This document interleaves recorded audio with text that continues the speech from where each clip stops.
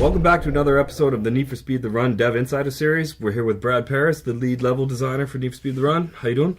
Good, how you doing? Good. So not only are you the lead level designer, but you're also working on the race AI as well. Yeah. So why don't you tell us a little bit about what's different in the run compared to some other previous titles that we've done with the race AI? Yeah, so as you know, for the run this year, we're doing something kind of new, which is the kind of action-packed story mode. Which is where we start to do like we're doing these action levels and new game modes and things that we haven't done before, where they're all kind of connected together. And so a big component of that is the race AI and coming up with opponents that we feel are competitive, number one, and also believable. Mm-hmm. And so to do that, we started with obviously getting them really competitive, and that gets you pretty far. And but what often ends up happening is you end up into a situation where you get cars just sort of trailing along. You've probably seen it in other racing games, and so getting believable is actually what was really important to us. So to do that, we started playing around with giving these guys a variety of skill. And when I say skill, it's not just that they're faster than you or slower than you. It's that they take corners better than you. They're able to deal with things like avalanches better than you. They can go on ice better than you. They can, and then they can modulate that across the race so that the experience isn't just the same.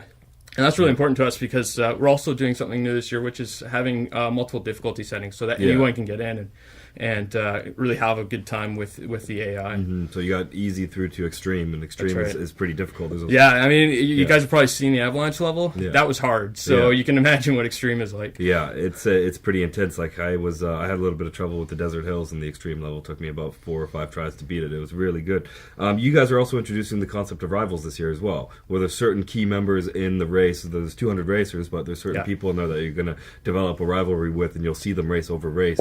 Maybe talk a little bit about that. Sure, yeah. It was really important to us that as you're, racing across the country, that there was a variety of experiences and these characters that you could start to associate with. So the rivals are those one-on-one battles across, like a 3 or 4 minute track where they're constantly fighting to stay ahead of you.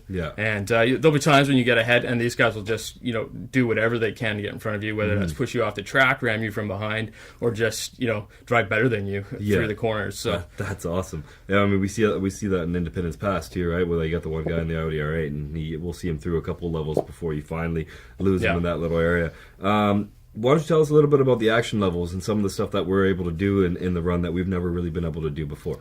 Yeah, well, we're on Frostbite 2 now, and as far as the scripting goes, it gives us a whole suite of abilities that we've never been able to do in Need for Speed, and so things like the action level are now possible, whereas with our old tech, that would have been just a ton of work to get built up. So basically, what Frostbite allows us to do is script a series of events and do world-class destruction and animation all within the editor in live real time. So that allows us to just get to the content quicker, find the fun, and really kind of create just an engaging experience. Cool. So we've everyone's seen now the Independence Pass level where you got an avalanche coming on.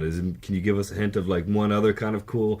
Because we know that there's a lot that we can't talk about because we want to save some surprises for when people actually play the game. But maybe like one other cool thing that will happen. Well, obviously we have Chicago, which is the helicopter level, and I mean in that level, like for all the levels we wanted to have some unique gameplay with them. And so the avalanche, you're trying to avoid these moving obstacles that come down, and it's a race. But with the helicopter, you've got this spotlight that's trying to track you. You got to stay out of that light, which is some pretty fun gameplay. There's a third character class. So we've got cops, racers. We've also got the mob. And so the mob come in a couple levels, and they provide a new challenge, similar to the helicopter, but a little bit different. Just there's a lot of explosions and just it's a good time. Exactly. That's awesome. Well, it's going to be available November 15th, and thanks for taking the time and chatting with us. I can't wait for everybody to get their hands on these levels because we've had the chance to play them for a while. And it's kind of like, I mean, they're great, but I can't wait to see everybody's reaction to some of the stuff that we've done because it's pretty cool. Awesome. Thanks, Thanks guys.